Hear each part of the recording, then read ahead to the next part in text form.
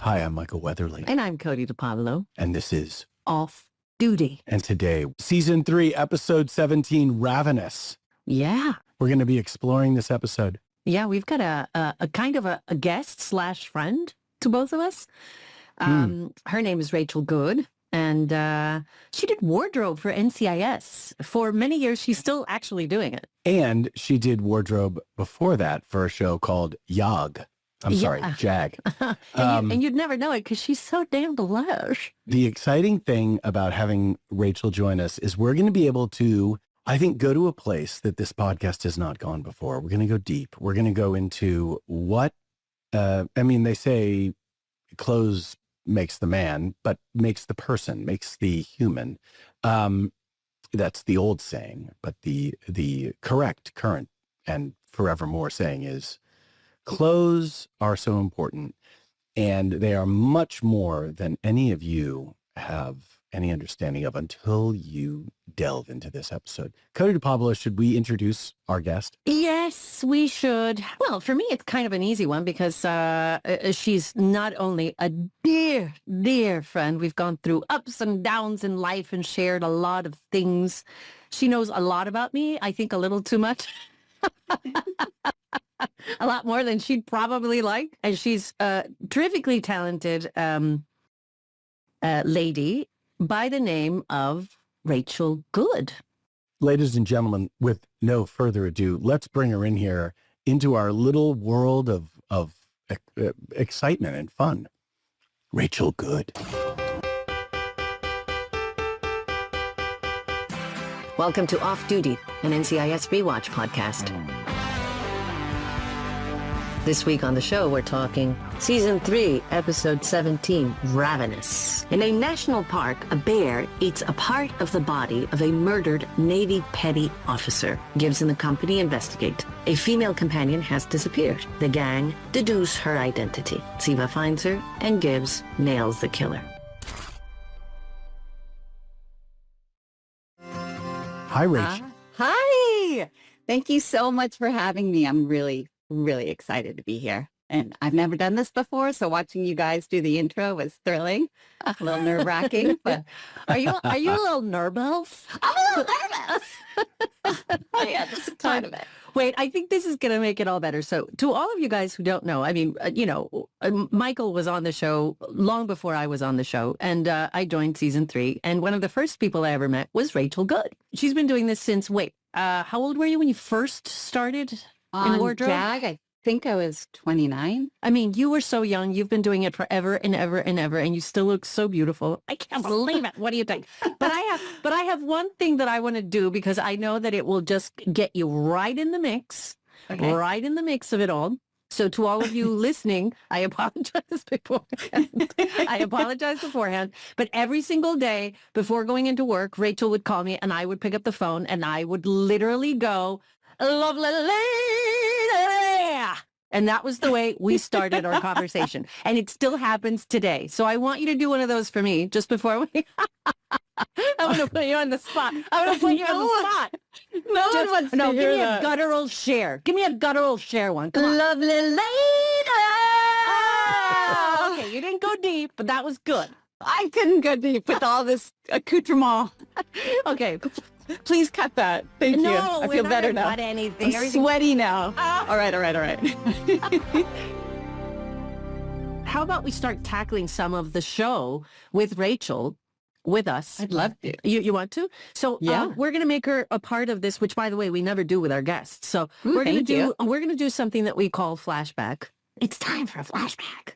At the time of this episode's release, which was March 7th, 2006, a new species of shark, the white margin fish smooth hound, is discovered in Mexico's Sea of Cortez. Have you ever heard about this? I know the Sea of Cortez. But I could barely talk. Poland confirmed its first case of bird flu virus. This was 2006. That was a big deal, remember? Wow, yeah. Avian flu, sure. Yeah, I remember that. I remember, and this is something very funny, and it will give you insight as to like the relationships that we build on this set. I went to South America at some point, and there was something called Tamiflu. Remember Tamiflu? which was a Yes. medicine that apparently used to like, and there was this whole thing going on like, oh my God, so many, you can get it and you can die. And I remember you could go to the pharmacy and you could get just like, not a lot because obviously everything was like on shortage. And I remember going there and I think I got one for Rachel, one box for Rachel and one box for Michael.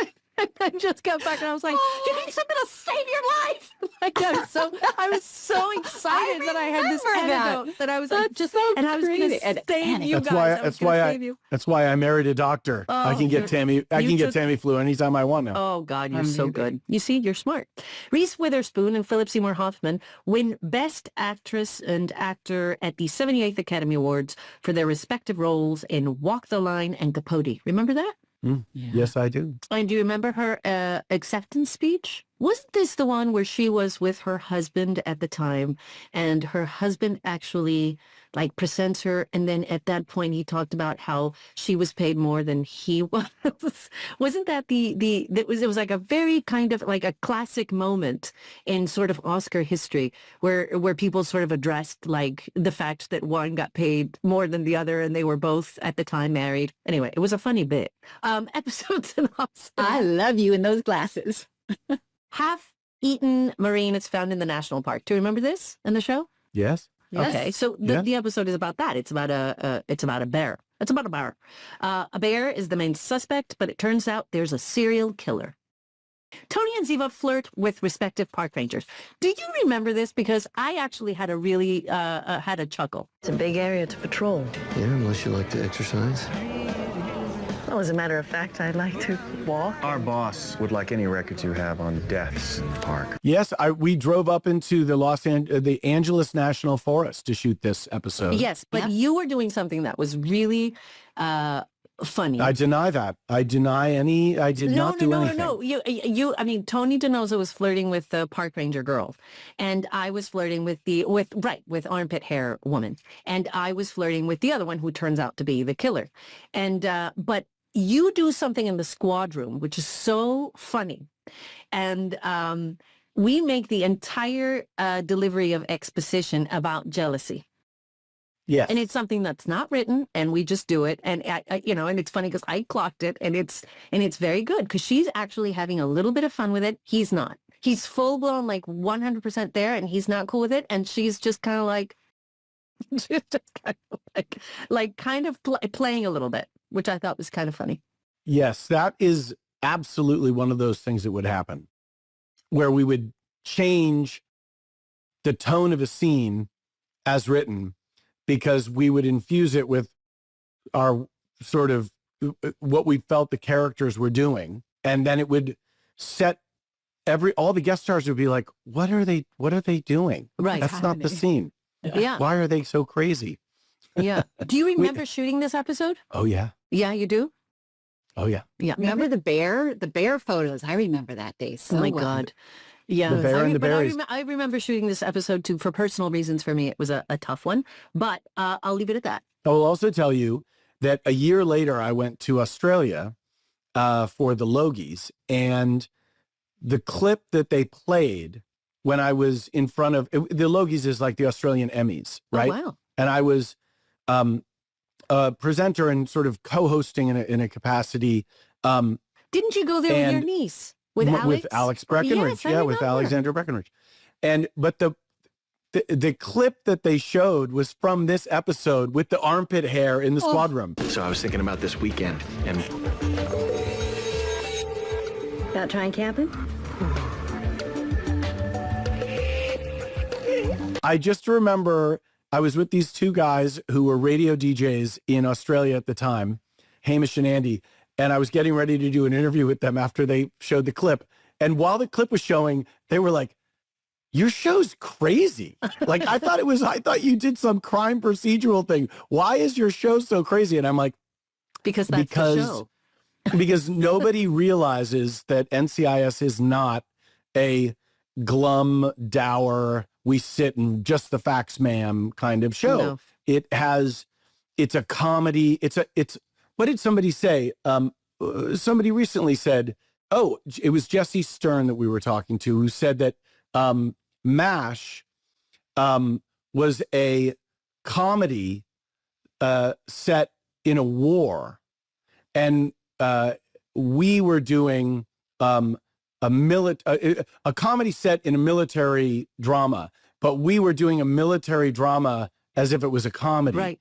And it, you know, he had this great, it is the twist. If somebody's never seen those first, you know, however many seasons, they can misunderstand what it is we've been up to, because it's not find the evidence, there are the clues. There's a strange Scrubs thing going on. It's all, we could have broken into song almost at any moment.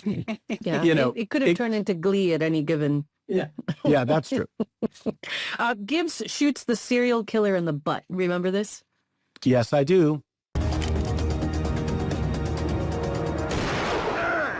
And I remember shooting that. That was at Disney Ranch, though. That was a different location. That was a totally different location, yeah. What do you remember shooting about this episode? Any behind-the-scenes stuff? I want to mention, can I say something about the underarm hair? Oh. So when you read the script, you're like, I don't even know how they wrote that. But when we got to actually having to figure out how to do that, first of all, the uniform was a rental. And anything that you rent, if you damage it, you pay 10 times the rental amount. Oh my God. Like, what are we going to do? When you wear a tie with a uniform, you're wearing a long sleeve shirt.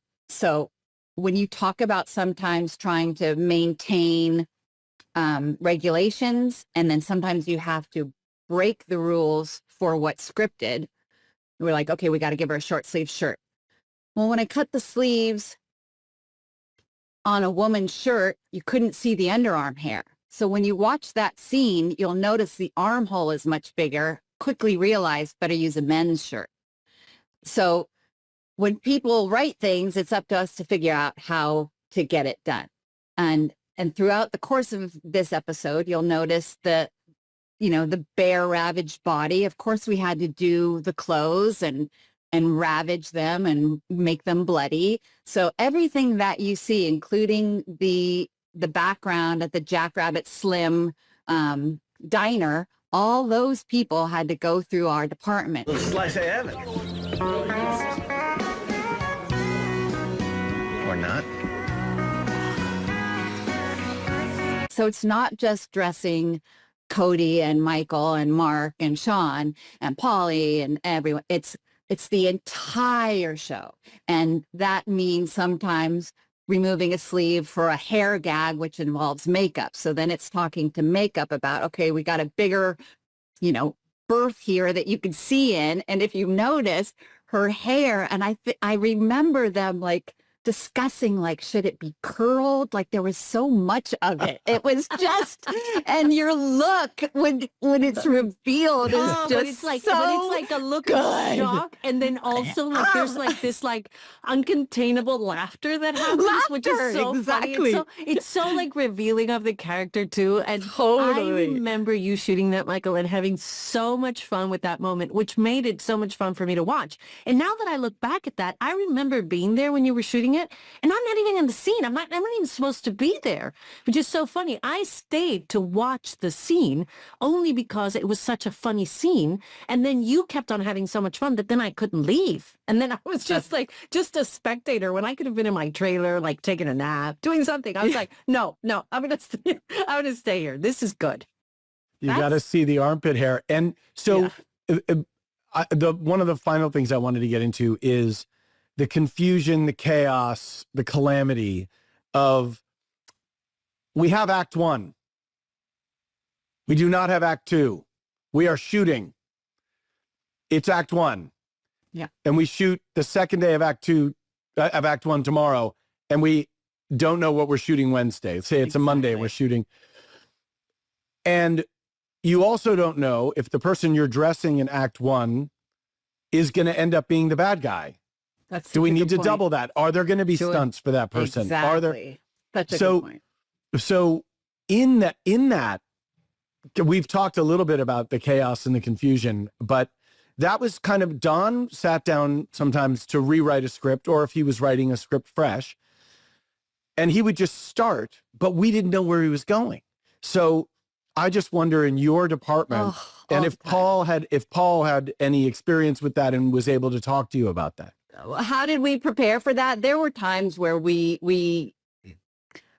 by the fourth act, we realized Ziva is stunt doubled. And then I'm running around Los Angeles trying to find pants that look the same or similar for a stunt person who may have been, bigger than she was. So again, I feel like not having Amazon then made our job so much more difficult. And it was hours crawling through the malls in every single store because you just never knew what you might come across. And that, especially for Polly, especially for Cody's clothes, trying to do, cargo pants were not in abundance. The first cargo pants you wore were military issue.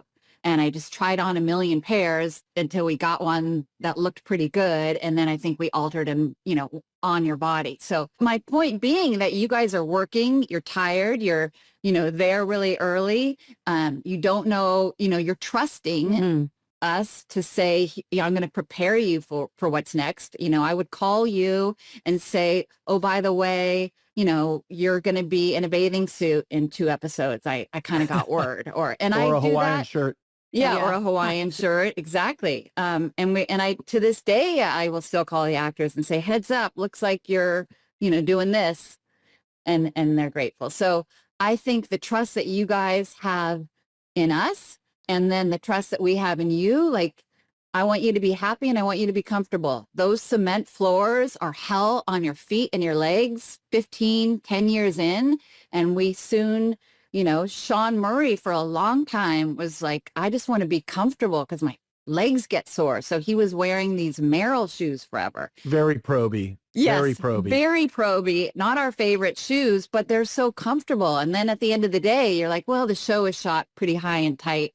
You're never going to see him. I think they were consistent with the proby, though. Yeah, but I mean, to be honest and not to call him out, but this past season, he wore them a few times because they're just comfortable and they're good at a crime scene. By the way, if I were like behind the desk, I'd wear like loafers. I'd wear Ugg boots. You know what I mean? Like, I'd be in the most comfortable. Same with Michael. Same with Michael. And you guys always knew. Yeah, where the camera's coming from. You see the entire outfit, then you just, but if you're going to be there and you've got a couple of scenes where you sit down behind a desk. Sometimes if you're doing coverage over somebody and they would have somebody, they want to put an apple box or quarter apple or like a little bit of a riser so somebody could be taller, I would turn to Billy Webb and I'm like, are you doing that just because I'm a ½ inch too tall? And I would just take off my shoes and then I'd come down just a little bit. So I would just not be wearing shoes during the coverage, with somebody, and that would just even it out. And that would even the eyeliner, right? And by the way, like, it's so funny to even say that. But even that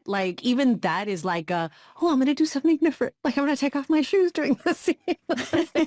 And that became like grounding. A little nugget. That became like a little nugget for the day. Like, what did you do today, Michael, different? I took my shoes off for that scene. Now, Rachel Good, can I just tell you, I started my NCIS adventure on JAG. Right. Because we did 2 episodes, Meltdown and Ice Queen, in what I believe was season 8 maybe of JAG. Yeah. So when I came in to do what was my pilot episode, Mark Harmon, David McCallum, Polly Perrette, and I, and Robin Lively, right? I had just come from Australia. I had just come from playing Robert Wagner. Hello. Which is a little weird. We'll get into that later. Yes. How weird it is. But I had just gotten off a plane and I had to come straight into wardrobe without getting into it too much. You were not the person in charge of my wardrobe. No. At that time. No. Even though you were part of the JAG wardrobe team with Paul, who, may he rest in peace, was an extraordinary, beautiful human. Right. And your boss for quite some time. I came in and we were doing the wardrobe and they had a bunch of stuff. And I was like, no, I don't like that. And I went, and they were like, no. You don't have a choice. It's this. And I said, no. This is my pilot. Like, I got all Michael Weatherly about it. And I was, all about DiNozzo. And to me, the wardrobe of DiNozzo was so specific and important to the thing. And I had this whole like outlook for the character and the guy and the hair and how I wanted him to be. And I just wanted to ask before we go into our further explorations.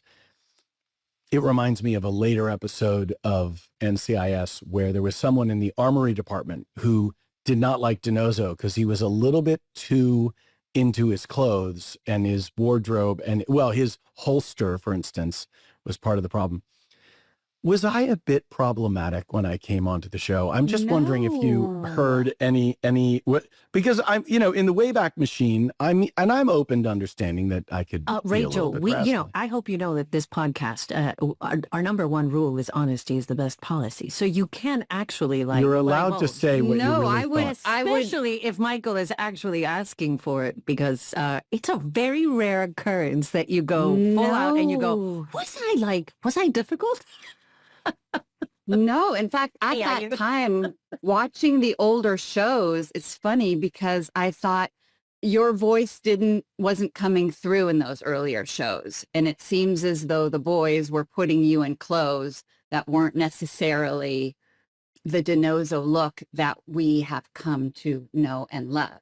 And in the very beginning, there were striped shirts. Now, granted, it was the early 2000s, but I feel like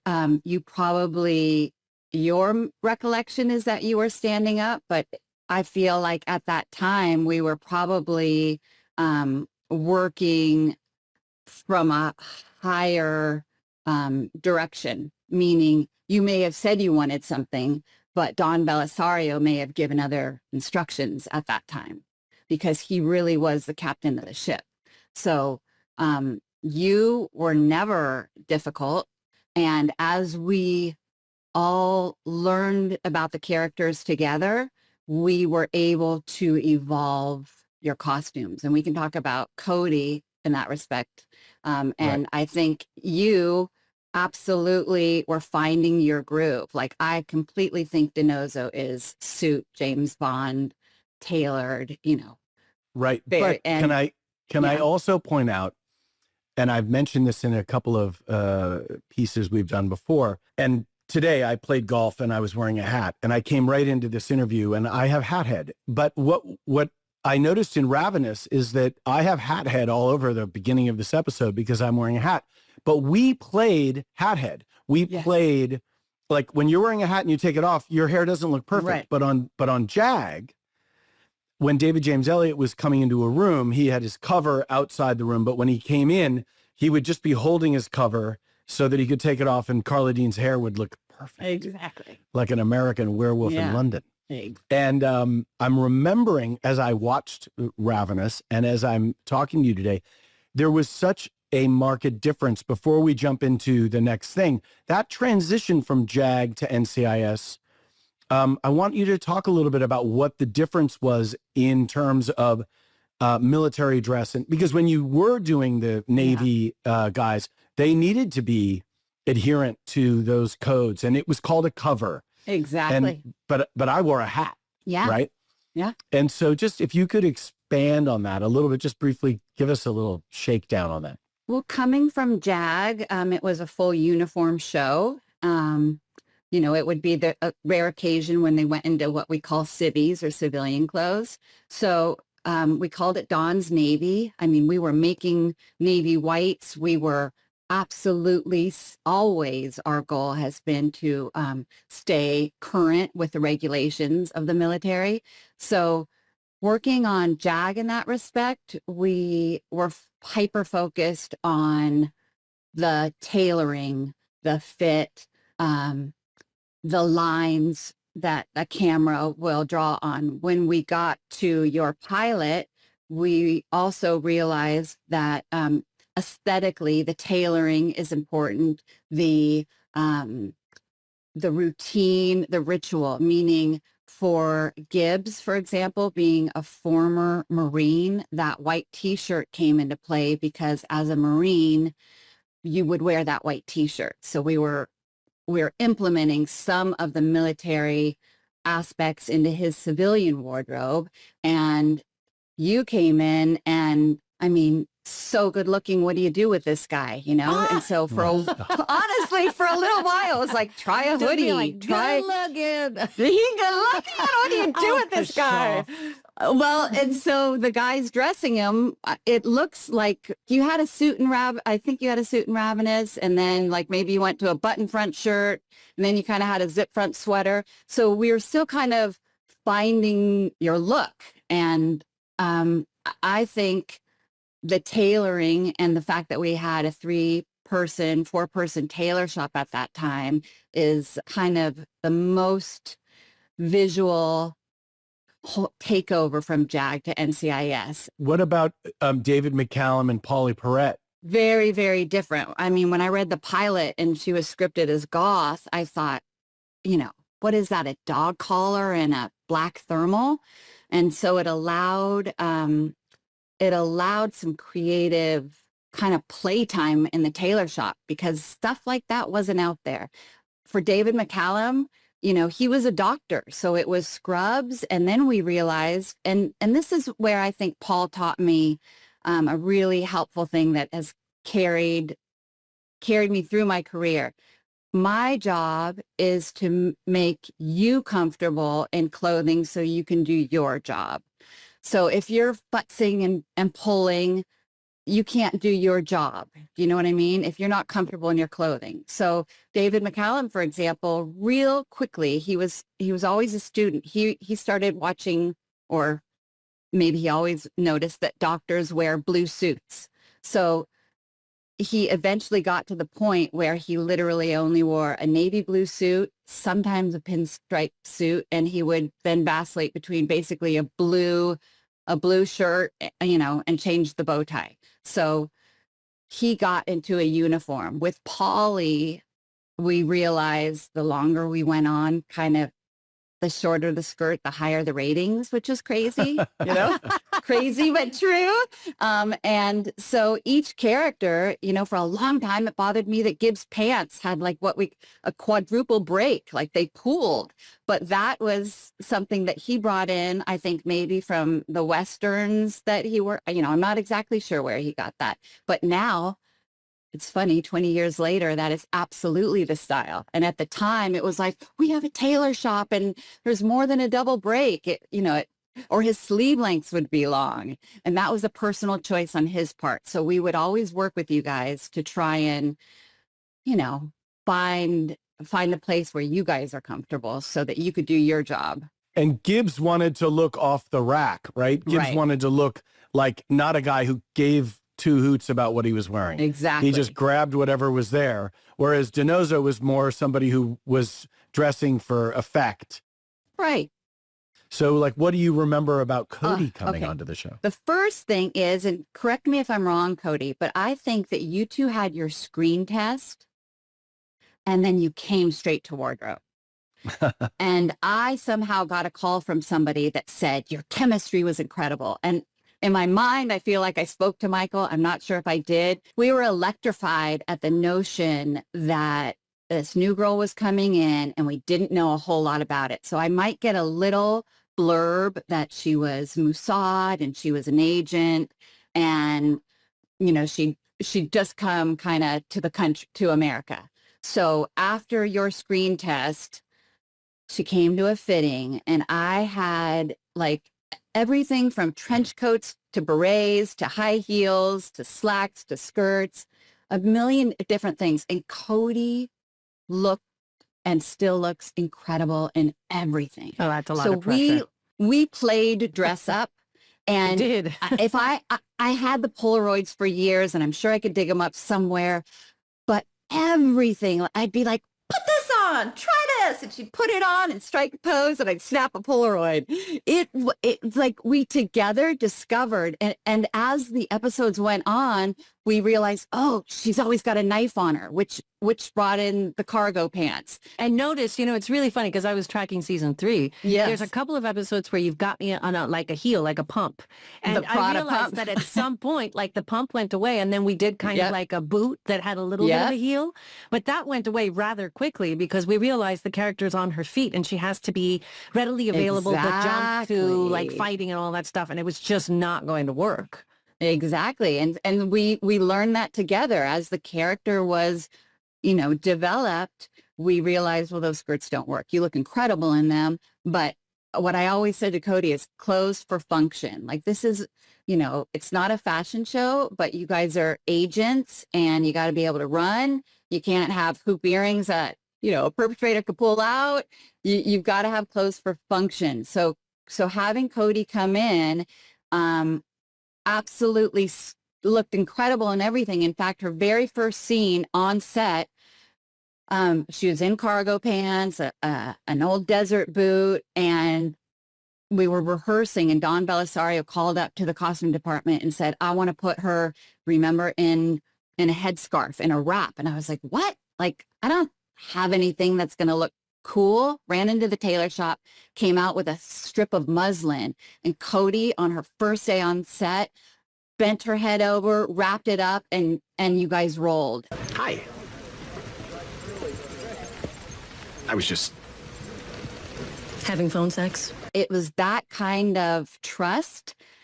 She looked at me, he's like, does this work? I was like, yes, like, I can't believe you just did that. Like, that was one of the most thrilling kind of pressure, stress-induced, like, to get a call from Don Belisario that he wanted something else and you guys were about to roll was so stressful. And do you know, I think it also had to do with Cody's widow's peak. 100%.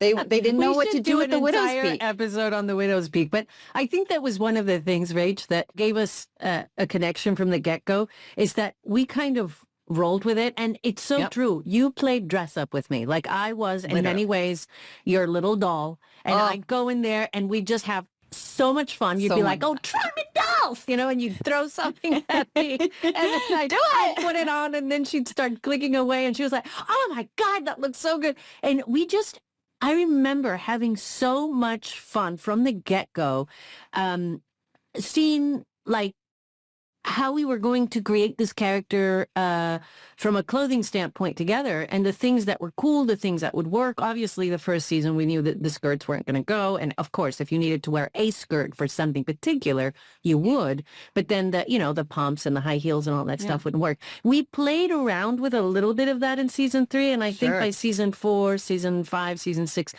was pretty much determined that like the trench, the cargos, we went through a lot in that show too, I feel. From a personal standpoint, like there were, of course there was the inevitable discussion of wardrobe, which, by the way, I was going to go back to one of the first questions I wanted to ask when you were talking about David McCallum and Polly Perrette and everyone else. What people don't know is that most characters, most actors on the show had these massive rooms, wardrobe rooms. Like, I remember once you took me into Polly Perrette's, Abby Shuto, wardrobe, closet. Can you describe a little of that? Because I think a lot of people don't understand how big of a closet these things were, really. We would do 24 episodes a season. So that means a new script every 8 weekdays. So every week we're working on new costumes. So while you guys are shooting an episode, we are preparing the next episode. So what that means is each character has a closet, and in that closet, we dress from head to toe. So from bras and underwear down to socks and shoes. And what we would do is you would be on set filming, and don't forget, I would have to call and say, can you please come up to fit for the next episode? You guys would not have read the episode yet.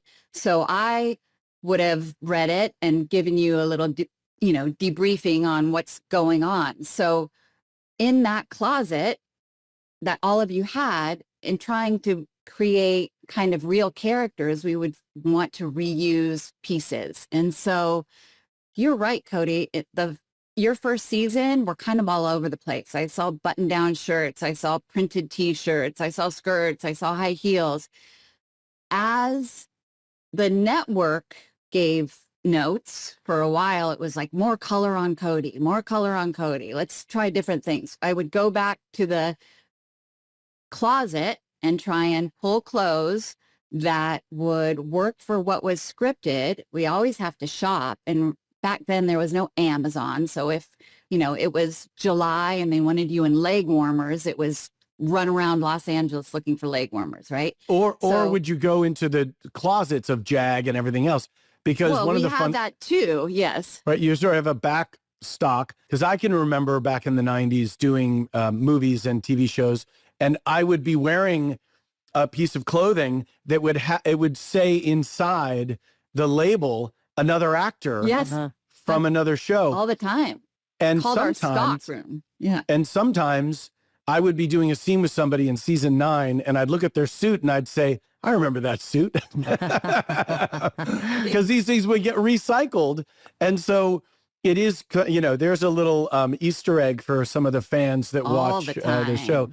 And it's not necessarily out of cheapness, but it's also out of like, hey, we only have like 24 hours to put together. Literally. Don suddenly says, I want a room full of CIA agents. Exactly. And you're like, how do I put all these people? Now, before we go back into it, when you do have ND background or you have maybe day players or something, do they wear their own clothes sometimes, or are you fitting them all? It depends on the scene. If we are in Afghanistan and we need, local looking people, we're definitely fitting them. If we are in a bar in Virginia, maybe they're wearing their own clothes. But we have a dedicated trailer that is stocked for background actors. We have a huge warehouse stocked with clothing separate than your principal actors' closets that we dress guest stars from. So if you're a guest star on the show, I am embarrassed to say this, Michael, but we still have so many beautiful Brooks Brothers suits of yours that, of course, if we get that size, sometimes we'll pull and say, here's a beautiful suit, and I will be the first to say that I have pulled out little teeny tiny little cheat sheets of dialogue from inside pockets. Wait, I used to call them origami. Origami, little origami. You would fold them up perfectly. Fold them so tiny. Yeah, and they were tiny. And then highlight them. Yeah, and then you would highlight them, and you always knew they were Charisse. They were sometimes they were triangle, sometimes they were rectangle, whatever they were. But he would have them in his palm. I have no idea how you read them. Maybe because you were much younger or something. Because we were young and didn't wear glasses. Yeah, and he would be like running around, whatever, and all of a sudden you'd catch Michael just kind of corner of the eye, just kind of pop something from like the pocket, and then I'd be like, "What? Oh my God, that's what he's doing!" So I think people found those scattered around the set and in, old pair of pants and suits for years to come. They absolutely still do. Little nuggets of Weatherly. I mean, there's Sasha Alexander clothes. There's Lauren Holly clothes. Like everybody. Jamie Lee Curtis. I have her beautiful suits. And so I can reuse, that. It's amazing to be on a show, this show, we're going into season 22. That is unheard of. So even now at season 22, I'm praying that congratulations, by the way, on NCIS, Tony and Ziva. It's such, I've been a fan from the beginning, and I thank you, Michael, for always keeping the dream alive that this would actually happen. And here it is. I mean, I bug you two about it all the time. So I think it's going to be interesting now to see if you two, again, fall right back into your roles. And you're like, okay, we're Michael and Cote. And then it's like getting on a bike. I can hardly wait to watch. I can hardly wait. It's going to be a lot of fun. And I'm curious to ask you this.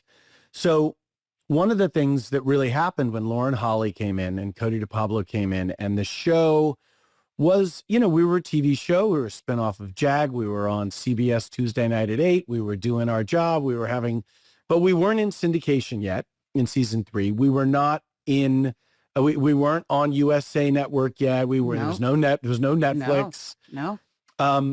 But the show did start, like, if you were out with somebody in 2006 and they said, what do you do for a living? And you said, oh, I do wardrobe on NCIS. They would say, what's that? Right. I mean, they most say people. CSI. So as time kind of moved on, and suddenly the show did start to gain its own kind of momentum, and it was undeniably successful with the spinoff of NCIS LA and then NCIS New Orleans. Now it's, someone will say to me, what do you do for a living? And I say, I'm an actor. And they're like, oh, anything I would know? And I say, well, I did a show called NCIS. And they're like, oh, I love NCIS. Who were you on NCIS? No, And don't. yeah. And I'll say, well, I was DiNozzo. And they're like, with LL Cool J? And I'm like, no, that's NCIS LA. And they go, oh, or they say, no, I love the one in New Orleans. Did you have to live there? I'm like, no, that's not the one that I was on. Because the world has become so big. There's over 1,000 episodes of this franchise now. And so who would have thunk it back when we were shooting, the Bears and the Berries of Ravenous? Oh my God, literally. what a funny episode. That whole scene between you and the ranger with the armpit hair. Remember how much we laughed? I wasn't even supposed to be there. And I remember just sitting across from you because I was just enjoying this so much. And I couldn't,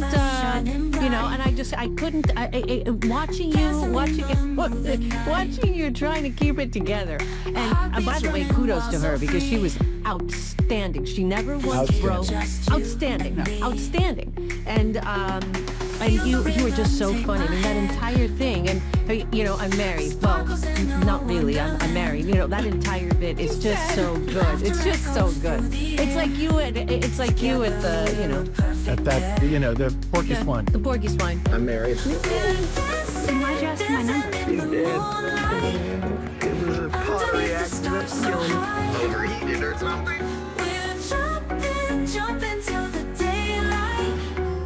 Did you, Rachel, at some point notice the sort of tectonic shift where the show kind of became a show where if you're shopping for the show, people are like, oh, yes, you're shopping for NCIS, as opposed to, I'm sorry, we're closed and we can't open, the store for you. And I may be wrong, but I think we maybe made it to number 1, like season 7. No, season 4. Oh, it's season 4? Season 4 was the first time we hit it on a weekly. Okay. But in terms of a seasonal number 1, it was later. But the first time we were ever number 1 for the week was in the winter of season 4. I was in Costa Rica when we got that email, and it was like an email because it was a big deal. And I remember being like at a little tiki bar in Costa Rica and all of a sudden being like, what?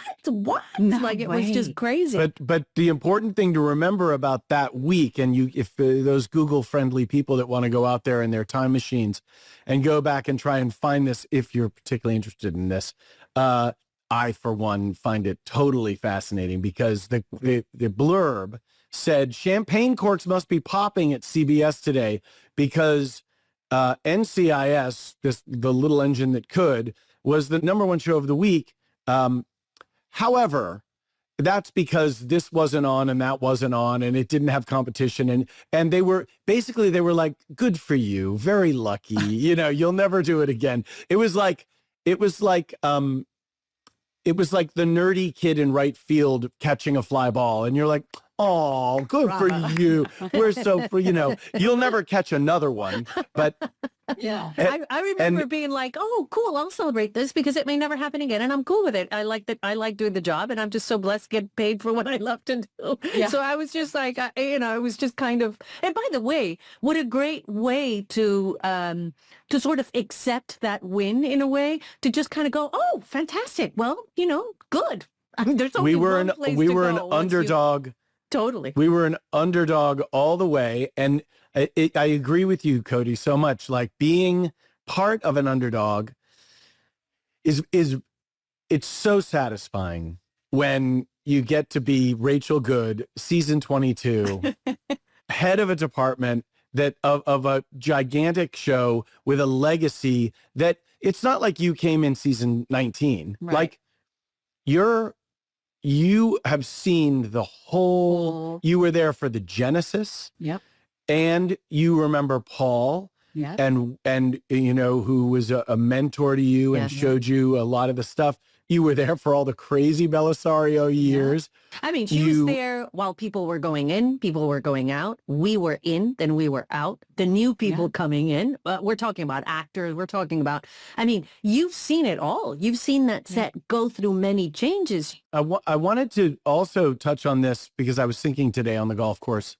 Hi there. Hi there. I'm wearing one of those William Murray golf shirts right now. Oh my God. It's so good. Which is it's so good. I love the Bill Murray line. But you know, the idea of, so if you have a scene and it's Saturday morning, but the team's been called in. So Tony's in his sweatshirt and Aziva's come in from the gym and but we've been called in because there's a dead Marine somewhere. They petty officer in whatever the park is, right? Rock Creek Park. And even Gibbs might be coming in from his basement dressed in sweatpants or so. He was at the gym or whatever. Yeah. That you could never, you had to dress the people for the reality of the day, but you never wanted to dress them in anticipation of what was going to happen in the script. Mm-hmm. Right. So if you knew that Ziva was going to have a fight sequence, you didn't want to dress her in something that was going to look like like you could see her and be like, oh, there's going to be a fight sequence. Just look at, she's wearing that got outfit. long sleeves on. Yeah. She's in her superhero outfit. But you are reading that script and breaking it down, and you're almost coming at it from an actor's point of view in a way, or a writer's point of view. You're an extension of that storytelling. Like, how does that? Good question. We would get the scripts sometimes at night, sometimes in the morning. So you guys are down on set working on a script. And then we would get what they call the writer's draft, or sometimes even an outline. And all of a sudden it's like, Tony and Ziva are undercover and they're going, to a black tie event. So Abby, it's her birthday. Ducky goes to the opera, Lauren. I would read on paper, the paper script, and take notes. So on all the actors, here she gets shot. So we're going to need doubles for that. Here we're going to need something fancy. So while you guys are filming, we're scouting and preparing for the next episode that you guys haven't even read yet. So when Cody would say I would kind of act it out, she had no idea what the script was about, because you guys don't get the script until it's a shooting script. I have read the writers. So I would kind of say, okay, you're going to pull a knife out of here. So that's why the cargo pants. And then this boot, you have to cross the top of a train. So I'm going to put you in this. Or you're going on the ship and you need a rubber sole. Or, whatever scenario, I could look ahead, hopefully, and try and anticipate what Cody might feel comfortable in and what would, work, for example, for sound. Like, even talking about being in an evening gown, trying to figure out where to put the microphone. As I mic'd myself for these things today, I thought of you guys. It's like we always were hoping for some tiny little insert of a microphone that didn't have to go through your pant leg, down to your boot, wrap around your ankle, and come back around the other side, or you and your ties, or whatever it is. So I knew the script inside and out. And that's why then watching the show and seeing what you guys do is what really made me realize it has nothing to do with the clothes. The best compliment is that nobody notices the clothes, and it's actually you guys. And so the chemistry that Sean Murray, that all of you, Brian Dietzen, that all of you have together as an ensemble, and then separately, individually paired up, and all the guest stars that came through. And we've had so many incredibly famous guest stars, and to dress them. Talk about dressing Robert Wagner. Well, he's just one of my favorite people. And we share the same. You just went like a little red on the face, and you're like, I really love him. I really love him. We share the same birthday, and I'm so proud to say that he calls me every year on my birthday, which in my heart of hearts, I would never in a million years imagine would even be something that would happen. But that is a legacy to the friendships that we have developed on this show. Did they have specifically to the real, the people who have worked and worked and worked and worked, whether it's somebody like Peter Coyote or Jaime Lee Curtis or Robert Maria Wagner Bello. or Bob Newhart or Maria Bello or Lily Tomlin did they ever show you something, or did you get like a little aha tip from somebody about, oh, that's such a good idea? Jaime Lee Curtis incredible body. And she absolutely knows what works on her. And so whether it was adjusting possibly a pencil skirt to hit at just the right part of her knee, I have a good eye and I can look and I can see. And, we do little tricks like slim the arm on the jacket or the shirt because it looks good on TV. She showed me a nude heel. We know makes your leg longer, but she said it cannot be shiny. And she had me matte spray a nude pump. And so it just sort of disappeared. Oh, how cool. And I thought, while I was spraying it, I thought, what am I doing? Is this going to work? And then I saw it on camera and I thought, brilliant. Like, she is so smart. She's been around the business forever. And she is the person who taught me, if you find something that you like in your life, whether it's tennis shoes or a t-shirt, and you really like it, buy multiples of it because it's guaranteed, like a lipstick, it's going to be discontinued. Yeah. So one day I complimented her on, I think, a yoga jacket and pants. And I was like, God, they just fit her beautifully. It's like you guys kind of come to work in kind of casual clothes because you're going to put on, your costumes. She would come in and even her leggings and jacket were gorgeous. And I told her so. And the next day, on my desk was the jacket and the pants. And I was like, how did you do that? Yeah. Can we talk about that? Because it's something, it's something that, look, you get to work with people intimately sometimes when you're acting and sometimes you have these really great kind of deep conversations, which then people go their separate ways and then you may never see them again, but you have that instant, you connected in that instant. She was one of those rare people who was not only very open on set, I mean, she came from this incredible background, highly successful person, but also very grounded and such a generous human being. I remember when she left that set, everyone loved her. And not only that, but she gave everyone these almonds. Remember the almonds? Like, yes. I will forever hate her and love her for them because I think I ate everyone's almonds. I was like, oh, do you by any chance have any of those Jaime Lee Curtis almonds? I just kept going around and being like, I just love them so much. They were just so delicious. And she made a point to make a little baggie for every single person there. Yeah. It was like, let me just give you a little nugget of my appreciation. And it's a personal detail. It's a personal thing. Yes. And, and she came into the hair and makeup trailer one morning early, as you do at, 6:15 or whatever in the morning.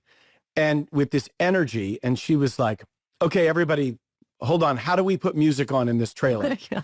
And, we didn't really have a thing, but Joe Haley figured out how to, hook up her phone so that we could all listen to this song that she wanted to play for us. Oh. And it was Gautier's Somebody That I Used to Know. No. And it had just come out. I thought you showed us that song. You showed me that song in an elevator. Yeah. And you were like, Cote, I really need to show you this. And I was like, okay. And I was like, what is this, Cherie? I completely attribute that song to Michael as well. What are you trying to tell me? Well, I tip my hat to Jaime Lee Curtis because she not only did she do all these wonderful things, but she also was that generosity of spirit. And there's something really important there. That changed the trailer in the morning. We'd all been working hard and it was maybe day 6 of episode 15 and you're in the dirge and everyone's, it's February or whatever. You're going on your third cup of coffee. You're like, rescue me. and she was able to elevate an experience for everybody and bring everybody sort of together on the same team. I thought she was such an extraordinary. Well, I just remember coming into my wardrobe and looking, and I had a conversation with Rachel that I'd maybe put on a couple of pounds over the vacation or something happened. And there was like a Spanx kind of sweatshirt or whatever, like tank top. So sorry.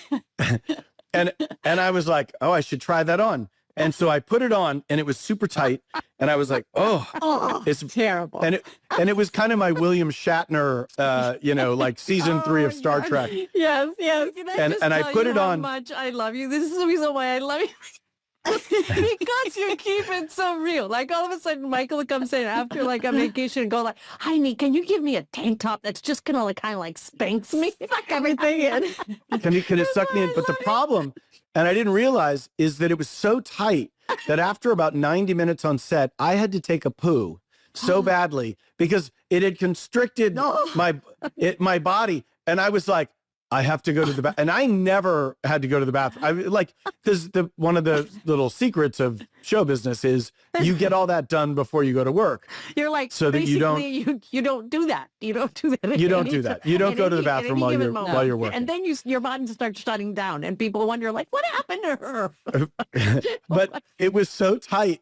And I just kind of was so aware that I was constricting all my abs and my muscles and everything that anything in my intestines needed to be evacuated probably within 90 seconds.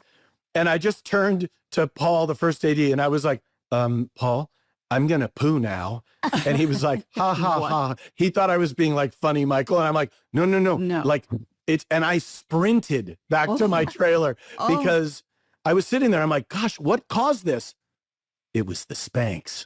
It was the Spanx. As he's sweating profusely. Wait. It's very rare that I am surprised by a story because I had not heard this one. This one's one of the ones you kept. I held it for golden nugget only for the podcast. Only for the Rachel Good podcast. Everything about you, like, nope. This is brand new. This is brand new to me. A Spanx, what do you call tank top that actually disintegrated you, quite literally. We probably cut you out of it or pulled it over your head too. You probably did have a memory like that. Yeah, I couldn't get it off. I exactly. I feel like. Wait 1 second. I need a visual.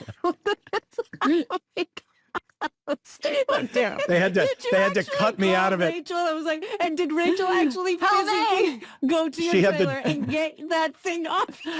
Probably. It was the jaws of life. The jaws of life. Oh my God! This is why it's so good. This is why it's so good, and it's why it's so good. You look so good, Michael. Michael and Cote. We don't have to worry about any of that stuff. You guys look so good. He's just a boy and a Spanx. He had to poo. You have to know. You would too if you wore the Spanx. Okay, sorry. That's my little Spanx. Sorry, it always breaks down into a song at some point. That was such a good story. Game time. Let's do game time with Rachel Good. With Rachel Good, most dangerous animal. In this episode, it first seems like a Marine was eaten by a bear, which would make him extremely unlucky. But there's only one fatal bear attack in North America per year, on average. How many fatal encounters are caused by the following animals in North America per year on average? So, first question, spiders. How many fatal attacks? Spiders, North America. Come on now, Rachel, you know this. Wait, we don't get an ABC. Hundreds? We don't get. Yeah. We get nothing. We get nothing. We get nothing. How many? Like, just say, like, if there's one bear attack, how many do you think it's? So I'm going to go out on a limb, and I'm going to say 15. I think it's like 100. Yeah, maybe more, because the black widow, and then there's the brown and recluse, there's children, brown recluse. Yeah. How many? What's the answer? What's the answer? 7. Okay. Wow. All right. I know shark attacks coming up, so let's go. Okay, let's go shark attack. So cows. 7. How about cows? 7. What? Cows? Chérie, cows. You mean how many people? Fatal Wait, you mean attacks by cows in North America? Mad cows? 0. I'm going to go with 4. I'll take 2. Meet you in the middle. Okay, how many? 20? Whiting? Are you telling me that cows are 5 times more dangerous than spiders? Basically. How's that for you? Alligators. How about alligators, Shetty? Ooh. That's good. Ooh, I think 20. I feel like there was just one the other day, maybe in Florida. Let's go with, I don't know. Give me a number. 15. Okay, I'm going to go for 6. Wow. 0 because I knew to they 1. were low. I knew they were low. Okay, this one's going to be a good one. Okay. This one's going to be a good one. Mountain lions. I'm going to go for 2. I'm going to say 2, maybe 1. Me too. I'm going to go 3. I got to go the over. Okay, fine. Take the over. Oh my God. Wow. The answer is 0 to 1 every 5 years. Crazy. Mountain lions? How about deer? My gosh. Well, deer jump in front of cars and people get killed in that. I would say, I mean, there's so many deer around here. I would say deer have got to be, that's got to be like 25. How about you, Rach? Come on now. You look lost. I know. Because he got me with the car. So yeah, I'll go a dozen. A dozen? I'm going to go split it in the middle between you two. I'm going to go 17. Why not? All right. How many deer are responsible for deaths or kill people every year in the United States of America? What? 200. Whoa. Wow. That's crazy. Well, I'm glad I won one. Yeah, you won did. one. That was terrible. New game. Multiply that by 10. Bonus question. What's the last animal you would want to encounter and why? Okay. Cody DePablo, what's the last animal you'd want to encounter and why? Oh, God. I have a few, actually, but probably a bear. Yeah, because if I've read a lot about, the fact that they're so big and they're so, there's very little that you can do, really. Like if you're underwater, I've read if you have the unfortunate thing coming face to face with a shark or something like that, you could try punching them on the nose. Maybe that'll work if you've got the guts to actually face them. But I don't even know if I would, With a bear, do you climb a tree or play dead? No, I remember with Mark Harmon, we used to have this conversation and he used to say things like, hey, Coach, you've got to come up to this place, with me, whatever. And I was like, I'm afraid of bears. And he goes, oh God. And he goes, well, what's that? What would you do by any chance if you ran across a bear? And I was like, I don't know. What do you do? And he goes, you kiss your ass goodbye. And I was like, Mark, that is so awful. Like, and you really think that's I was like, that's awful. That's just awful.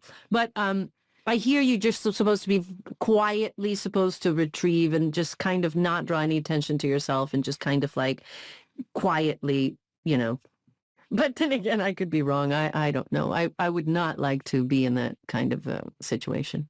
How about you, Michael? You look so sad for some reason. Well, no, I'm just thinking about, I have so many answers. I was going to say an angry human being would be the animal I'd be the most afraid of. Probably, by the way, you're right about that. If I were in Africa and there was a giant lion, I wouldn't want to meet a lion one-on-one in some little Serengeti plain thing. A hungry lion, I'm not getting away from that guy. No. And I'm not beating that guy up. No. I feel like I could talk to a bear. I'd be like, hey, come on. So what about you, Rach? I guess a shark. I mean, I just stick my legs dangling off a surfboard and a shark grabs it. Spoken like a California girl. She's like just dangling. And just that. Yes, or scuba diving and you just hear like you're breathing and then out comes a shark. I think that would be so scary. My Lord. Oh, this is such a crazy episode of this podcast. We've hit all the topics. All of them. Have we talked about clothing? I don't even know. Yes, are you kidding me? We've discussed it at length. Now I'm gonna take you into something which we've never done actually with a guest. Fan questions. Cherie, are you ready? Let's do it. Oh, fan questions. Jim from Scottsdale, Arizona. Bear with me here. Ha! See what happened? See what happened there? Who made the bear scat for this episode, and what was their official job title description? Thanks. I believe that would be props. That would be prop master. Probably George Tours at the time. Oh, wow. Nice. Rachel from New Jersey. Jersey City, actually, New Jersey. Was Jack Rabbit Slims in the episode a real place or a set? It was a set. It was a set. Of course it was. Nico from Boulder, Colorado. I like your name, Nico. Have you ever been scared to shoot a scene? Oh, yeah. Okay, that's a good question. And I guess the answer for that is sure. Are you kidding me? I'm not sure which one, though. But sure. What about your final kiss scene when you guys left? Were you afraid for that? I'm fighting for you, Zeba. I know. Just, it was so heavy. No, it wasn't. out at the olive. No, it was, it wasn't scary. It was sad. Not scary, but it means so much. It was sad. And I remember there was something so sad about that. And by the way, we could do an entire episode just on that episode. But but I remember, Michael, you were like, hey, do you want something? And I was like, well, what do you mean? And he goes, how about like just a little, like no, I asked you, I said, Michael, do you by any chance have something like, I just want to make it like a celebration, but also because we were like on the last take, like, do you have like a little wine or something that we could like toast? And you said, I think I have like a little tequila. And I was like, can I have a little tequila? And I think I had like a shot of tequila. And you were like, I'm okay. I'm not going to do it, but you can do it. And I was like, I think I'm going to do this because I've never done this working. I've never, ever drank on set ever. It was my last scene and I wanted to just have that moment as a celebration. And I remember you gave me a little glass of tequila. And there's this, I don't want to start crying, but there's this great shot of you and I walking, I believe, to your trailer. And we were like, I think I was just like kind of like putting my head on your shoulder or maybe holding your hand. And it's just like a really sweet picture of both of us, like two friends kind of walking together. And there was like the sun kind of setting and it was the afternoon. It was right before we actually shot the scene. And, yeah, I remember that day very clearly, and lots of things were said that were really quite beautiful, and one day we will maybe possibly discuss. That was an amazing day. Not today.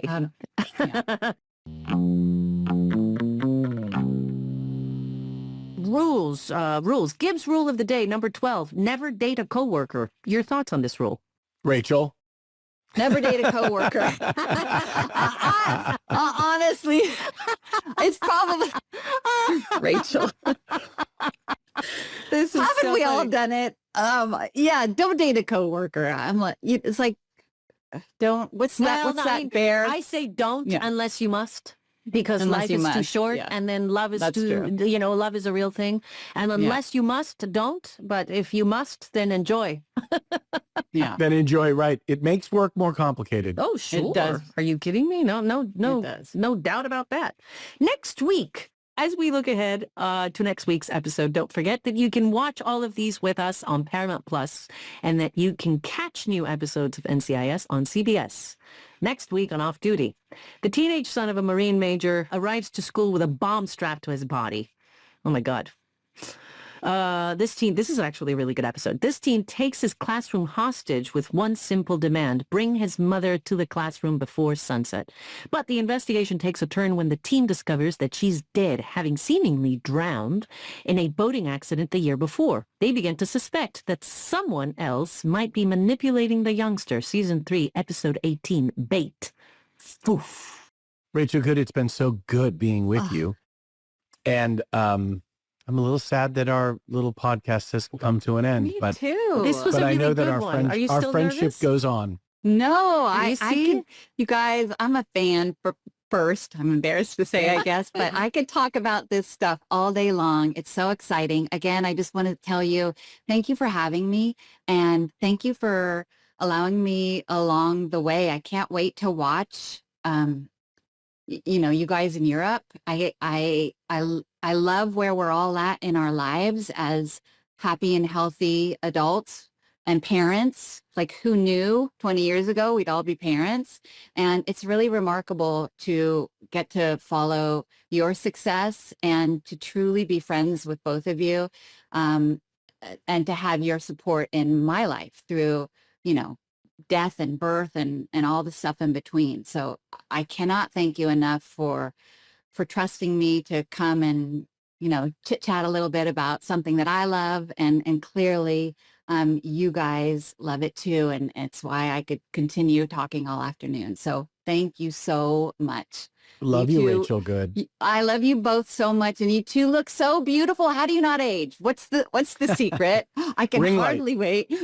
A ring light. All right. Thank you. I love you, Rachel Good in the Hood, and in the immortal words of every single conversation we always have, love you, love your work. Love you, love your work. Mwah. Love you guys so much.